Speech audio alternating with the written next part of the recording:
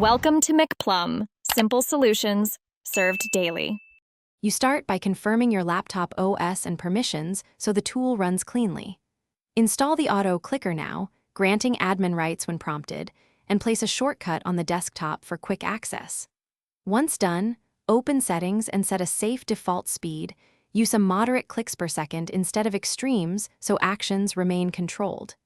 Make sure to note where logs or config files are stored. That makes reversing settings simple and debugging faster if anything behaves unexpectedly. You now configure the core behavior.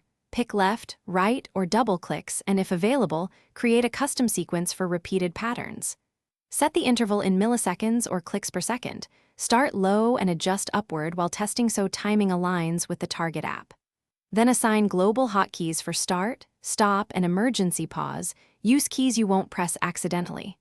Once configured, run a controlled test session on a harmless element to confirm clicks land where and when you expect. You finish by running the full automated session while watching the first minute to ensure accuracy. Stop immediately if windows move or clicks miss target. If things go wrong, first try reassigning hotkeys or lowering the interval, then enable compatibility mode for the target application. This often resolves focus and timing issues. As a last resort, kill the auto-clicker process in Task Manager or Activity Monitor, then reload your saved config. That restores a known good state and prevents persistent misclick. Thanks for watching. Stay juicy and subscribe.